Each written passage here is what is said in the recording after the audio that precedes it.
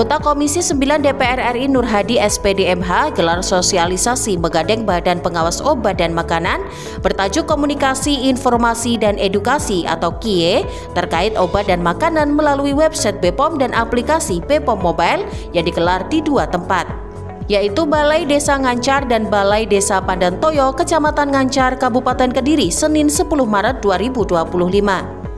Dalam giat ini diharapkan masyarakat dapat lebih selektif soal makanan, kosmetik, dan lain sebagainya yang aman.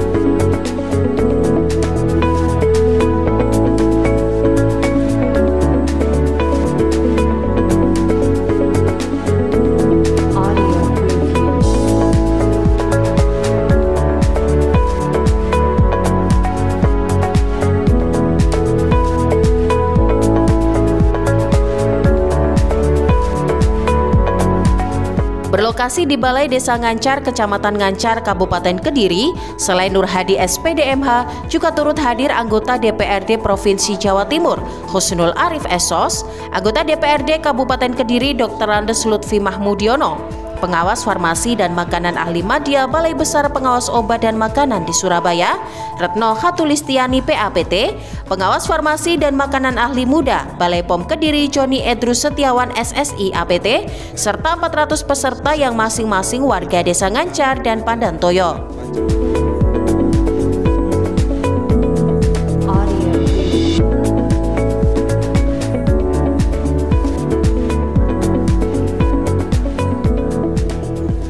Terima kasih dumateng Bapak Lutfi ataupun nanti Bapak Nur Hadi yang telah kerso rawuh di Balai Desa Ngancar, menika suatu nikmat yang perlu saya syukuri.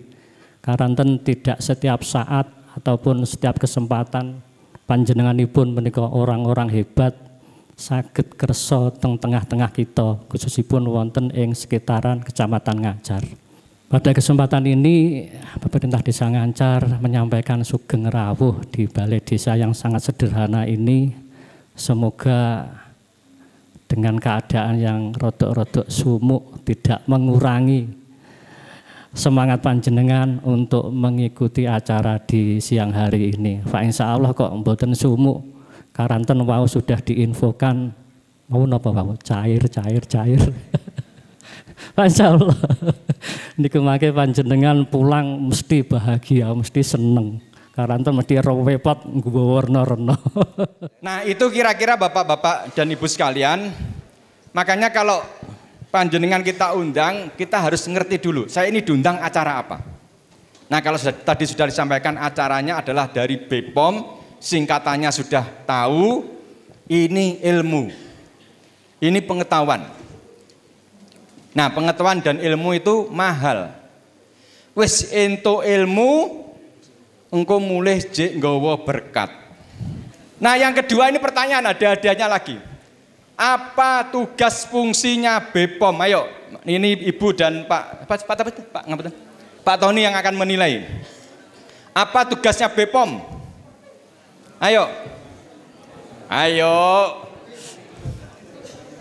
Ayo Pak, monggo Pak Iman.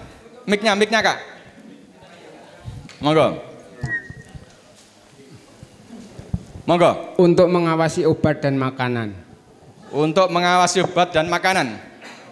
Lengkap atau belum Pak? Kalau belum lengkap, kalau masih 50%, 50% Pak. Karena ini adanya tunai ini. Belum lengkap. 70%. Kurang segede Pak Paiman, belum 100%, nilainya belum 100. Kita cari nilai yang 100. Monggo Kak, monggo. Apa tugas BPOM? Monggo. Untuk mengawasi obat dan makanan agar aman. Untuk mengawasi obat dan makanan agar aman. Belum? Agar aman gimana, dikonsumsi. Ayo. Agar aman dikonsumsi. Dereng Bu. Gimana? Bisa? Tepuk tangan, pun monggo mriki. Saya kata lihat engko kayak kosong lamarku. Nah, Ya wis makasih ya Kak. pun cair sange Pak Lutfi.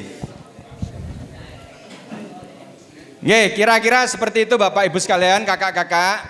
Jadi kakak-kakak sudah paham hari ini kita ada materi dari BPOM dari Pak Nur Hadi. Nah, nanti selebihnya setelah acara selesai nanti kita lanjutkan lagi bersama kami bertiga. Bersama saya, Mas Kusnul Arif sama Pak Nur Hadi.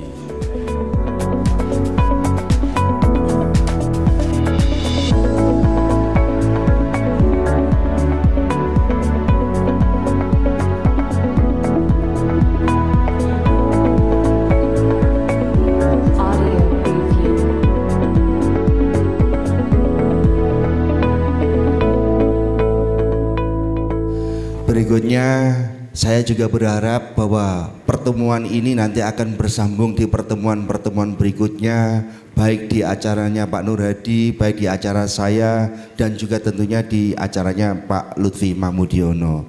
Maka kegiatan-kegiatan ini selain sambung silaturahim juga ada ilmunya Bapak-Bapak, ada ilmunya yang kemudian nanti bisa jenengan tularkan di orang-orang terdekat jenengan. Bahkan tidak hanya ilmu terus pun paham nek kalau mau terus sangu nih mesti banter nih. Terus nanti masalah bab ikanan, ikan cepat, ikan mujair, nopo, ikan sepat, ikan lele, bah niku kuwatah teng mriki. Lah make Pak Nur Hadi mawon ingkang paham golongane ulama-ulama niku Pak Nur Hadi ngoten nggih. Nah, Bapak Ibu yang saya hormati, kita ikuti dengan sama acara hari ini dan nanti ilmunya kita serap, apa yang mungkin jenengan dereng paham jenengan tanyakan, sehingga nanti sepulang dari sini benar-benar bisa membawa manfaat buat kita semua. Amin nggih Bapak Ibu nggih.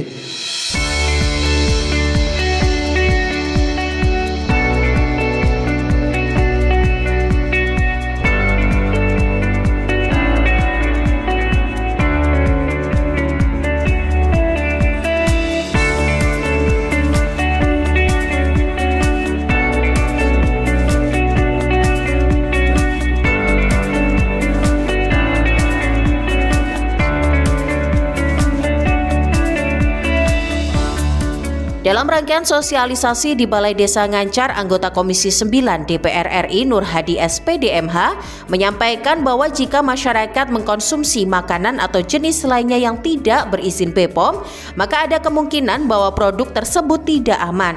Dampaknya masyarakat justru bisa terkena penyakit.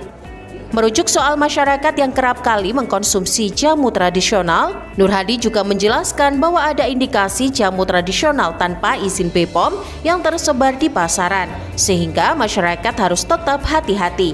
Meski dampak singkat yang dirasakan terbilang baik, namun ada efek samping jangka panjang yang perlu diprioritaskan. Itu kalau kita sering makan atau mengkonsumsi produk-produk pangan olahan yang bahan pengawetnya atau bahan pewarnanya ini tidak memenuhi standarisasi BPOM, maka ini ke depan akan ada efek samping kaitannya dengan gangguan pada organ-organ tubuh kita, Bapak Ibu. Termasuk juga di sini ada obat tradisional, Bapak Ibu. Obat tradisional yang mana ini kita juga harus hati-hati. Obat tradisional itu Bapak Ibu, lek kula panjenengan mastani manjur niku kalau diminum gitu setelah diunjuk teng badan kraos wenteng, kraos gobios gitu. Pokoknya pewadang jinglang gobios linu-linu hilang langsung. Nah, itu sebenarnya malah keliru Bapak Ibu. Karena pada dasarnya kerja bahan obat alam atau yang kita memberikan nama jamu tradisional niku mboten saged langsung cespleng. Nggih, kerjanya bertahap. Mungkin beberapa hari baru terasa khasiatnya. Nah, kalau kita minum jamu tradisional tetapi langsung kerasa khasiatnya, berarti terindikasi jamu tradisional tersebut mengandung bahan kimia obat atau BKO Bapak Ibu. Contoh, kalau kita sakit panas atau ada saudara kita yang sakit panas atau ada anak yang sakit panas, diperiksa teng dokter, diparingi resep penurun panas. Ketika sudah diminum selang berapa tidak waktu lama kan panasnya langsung turun nggih. Lah, kalau obat kimia memang langsung cespleng. Tetapi obat kimia pun juga diminum berdasarkan resep dokter. Kalau hanya diminum tanpa resep dokter, ini pun juga berbahaya. Nah, kalau jamu tradisional Bapak Ibu, ini biasanya efek sampingnya itu kecil kalau memang benar-benar natural atau alami, diminum secara rutin dan sesuai dosisnya. Tapi juga jenengan hati-hati, salah satu indikasi bahwa jamu tradisional ini tidak aman untuk dikonsumsi itu tidak ada izin edarnya. Kalau jamu tradisional namanya BPOM TR nomor sekian-sekian gitu Bapak Ibu. Kalau tidak ada nomor TR-nya ya jangan diminum. Nggih. Walaupun kula unjuk niku raos gua bios entengi Pak Nur. Nggih niku sakal ngoten. Tapi kalau lama-lama kita akan terasa ketagihan dan lama-lama juga niki bisa berefek kepada ginjal. Nggih. Tidak sedikit yang minum jamu tradisional yang tidak berizin akhirnya mohon maaf sampai berefek kepada ginjal, ginjalnya mengalami kerusakan, akhirnya harus cuci darah setiap seminggu sekali. Nah, itu salah satu indikasinya ya tidak punya izin BPOM.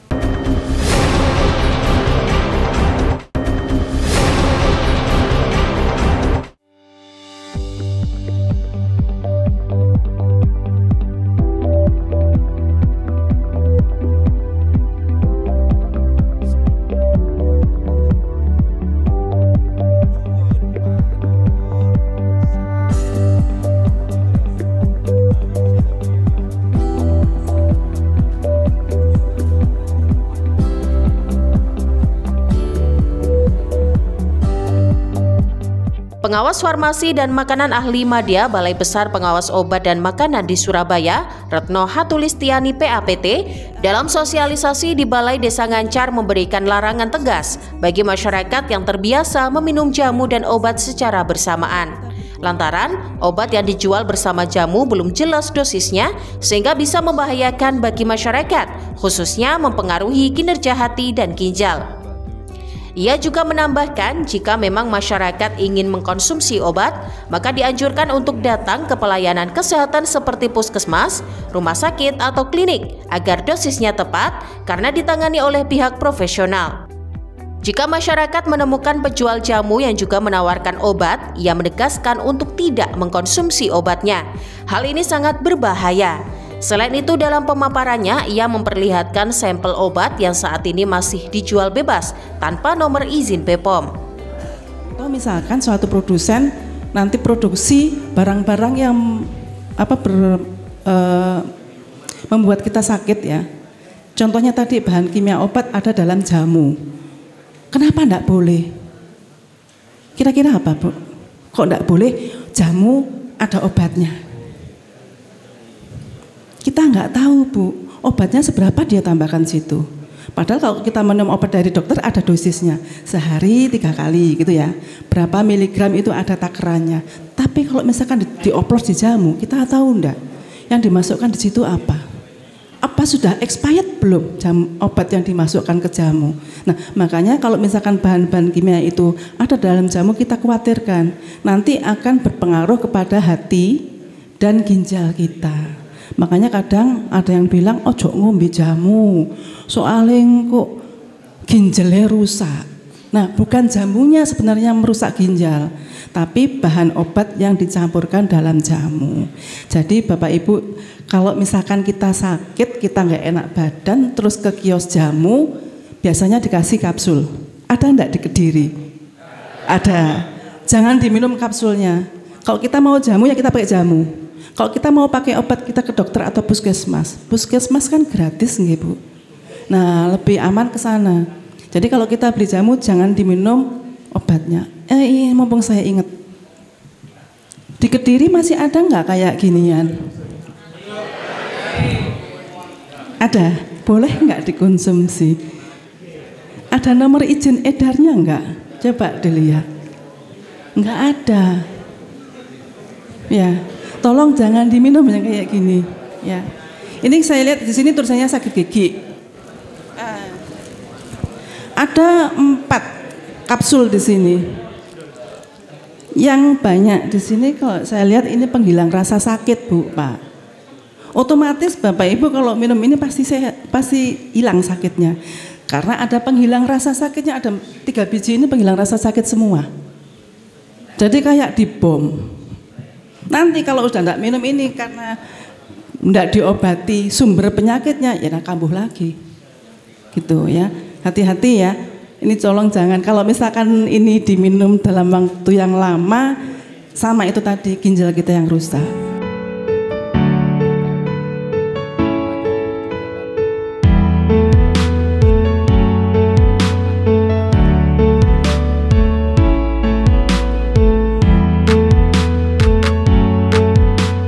Antusiasme masyarakat sangat terlihat dari beragam pertanyaan yang diajukan kepada narasumber.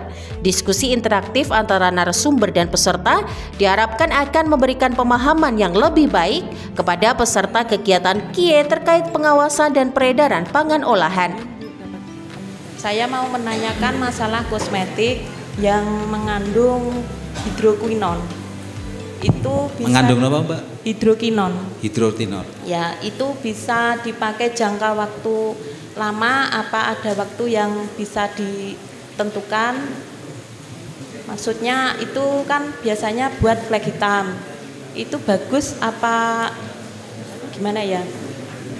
Maksudnya untuk jangka waktu yang lama itu bisa apa tidak? Apa ada akibatnya bisa menyebabkan kanker kulit? Hidroquinon itu, Bu, untuk kosmetik tidak boleh untuk kosmetik yang dijual bebas. Itu tidak boleh mengandung hidroquinon. Kalau Ibu pengen kosmetik mengandung hidroquinon secara resmi itu harus dengan resep dokter. Jadi Bapak Ibu mesti ke klinik dulu, diperiksa sama Pak atau Bu dokternya, baru nanti dapat kosmetik yang mengandung hidroquinon. Nah, untuk pemakaiannya itu nanti tergantung dokternya, berapa lama, harus di bawah pantauan Pak dokter, intinya begitu. Kalau di pasaran bebas tidak boleh, Bu, mengandung hidroquinon. Kalau ada, monggo dilaporkan ke kami, nanti akan kami tindak lanjuti. Jadi kegiatan saya sehari-hari menika memasak, nggih Bapak Ibu. Dan berkaitan dengan gizi atau mutu, yaitu dari garam. Nggih. Jadi saya pengen mengetahui lebih baik lagi, yaitu tentang kandungan garam yang bagaimana, yang baik atau yang kurang baik, yang maksudnya yang mengandung banyak yodiumnya. Kalau kita mau konsumsi yang untuk garam konsumsi, memang ya ada garam konsumsi, contohnya garam meja, itu kita beli yang garam ada yodiumnya. Kurangan yodium, Bu, dapat menyebabkan kita sakit. Makanya kita ada peraturan untuk memberikan yodium untuk garam konsumsi.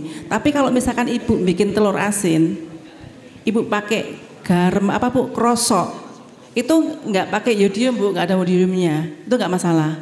Karena nanti dalam masakan Ibu yang lain, kalau pakai garam kan garamnya ada yodium. Tolong, Bu, pada saat menambahkan garam jangan semuanya digunakan untuk menghaluskan bumbu. Biasanya kan kalau kita ngulek lombok dikasih garam ben gampang halus ya, Bu ya. Jangan semua dikasihkan ke situ, sedikit aja. Nah, nanti pada saat makanan akan diangkat, Ibu rasakan kurang asin, baru tambahkan garam. Kenapa? Yodium itu gampang menguap dengan pemanasan. Jadi kan percuma nanti produsennya kalau nambahin garam nambahin yodium susah-susah, terus menguap begitu saja nggak kita konsumsi, kayak gitu, Bu. Jadi kita tambahkannya banyak garam pada saat akhir kita mau masak.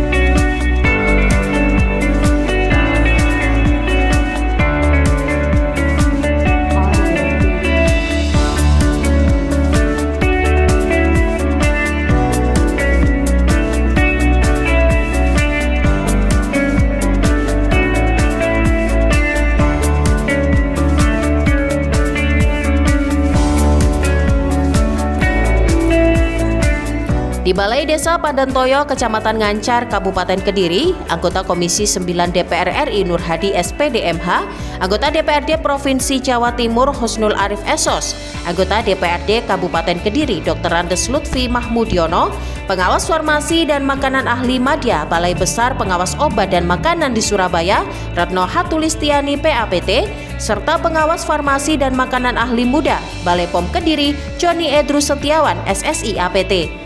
Selain itu dihadiri juga oleh Kepala Desa Padantoyo, Dina Istanti, serta Riyadi, Kepala Desa Margo Urip.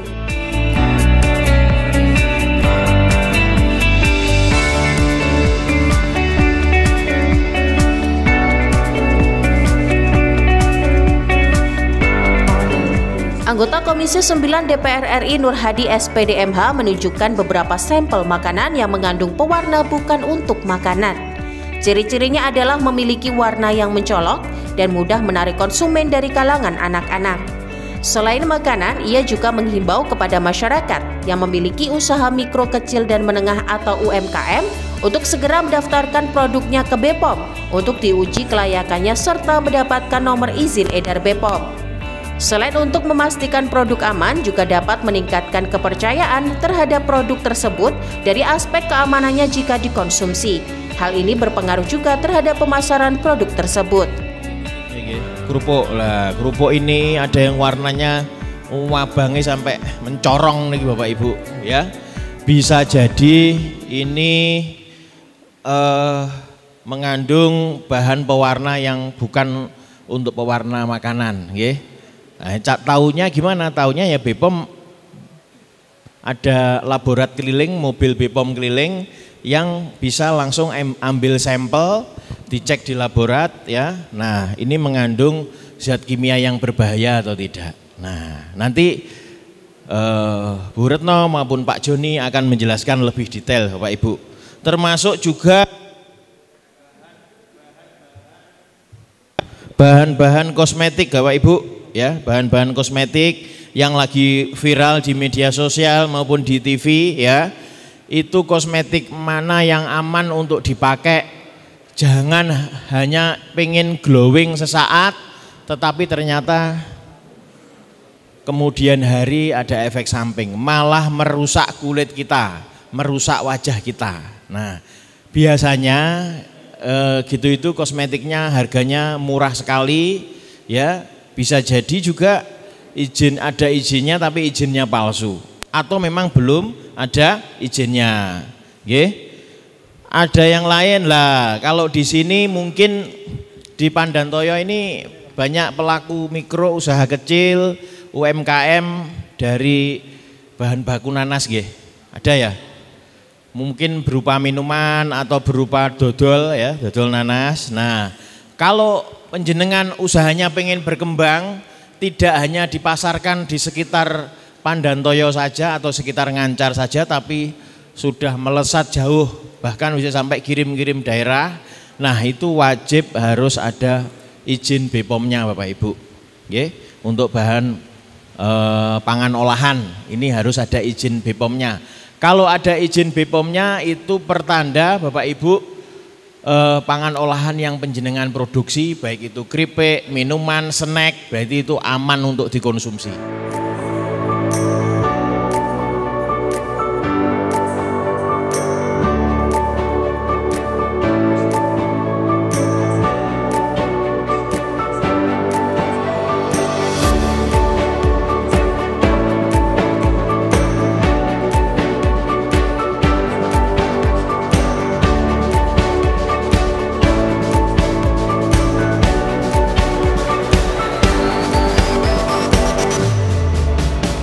Pengawas Farmasi dan Makanan Ahli Muda Balai POM Kediri Joni Edrus Setiawan SSI APT menjelaskan soal izin edar untuk produk-produk tertentu.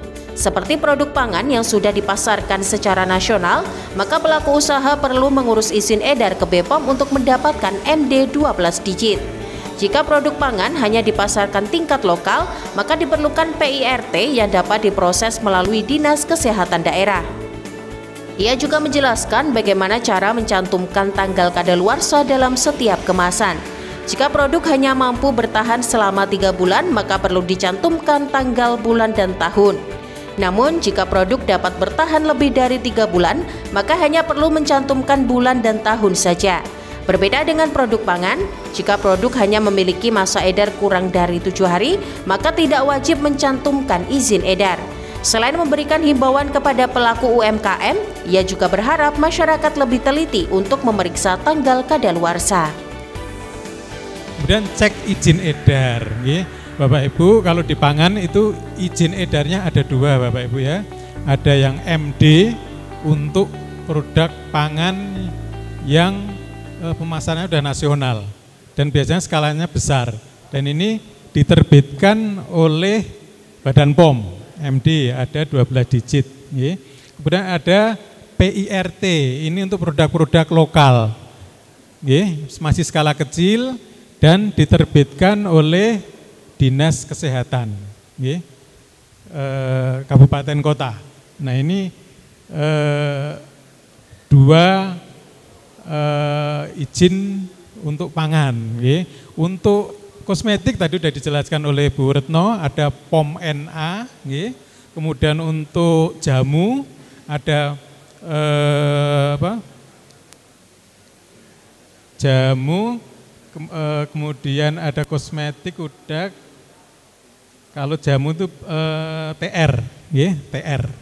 Nah ini tadi sudah dijelaskan di Kompas oleh Bu Retno semua. Lanjut Mas, untuk sekarang K yang terakhir Bapak Ibu ya. Untuk K yang terakhir adalah kadaluarsa. Kadaluarsa ini untuk pangan yang masa edarnya kurang dari 3 bulan, itu wajib menyantumkan hari, bulan, dan tahun ya, karena masa edarnya terbatas ya, enggak sampai 3 bulan. Untuk masa edar yang lebih dari 3 bulan itu cukup menyantumkan bulan dan tahun. Nah itu Bapak Ibu. Kemudian untuk pangan yang masa edarnya kurang dari 7 hari itu tidak wajib menyantumkan izin edar ya Bapak Ibu ya. Kurang dari 7 hari tidak wajib menyantumkan izin edar. Bapak Ibu kalau mungkin beli jajan basah ya, onde-onde, nogosari macam-macam, itu tidak wajib ada izin edarnya ya Bapak Ibu ya. Itu ya karena waktu masa edarnya cuma 7 hari. Nah itu.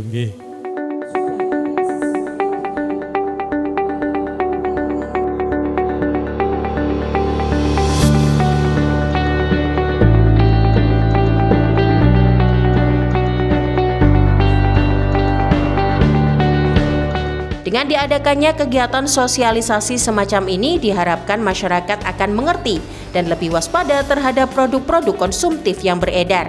Bukan hanya sekedar makanan atau minuman, melainkan juga obat-obatan dan kosmetik.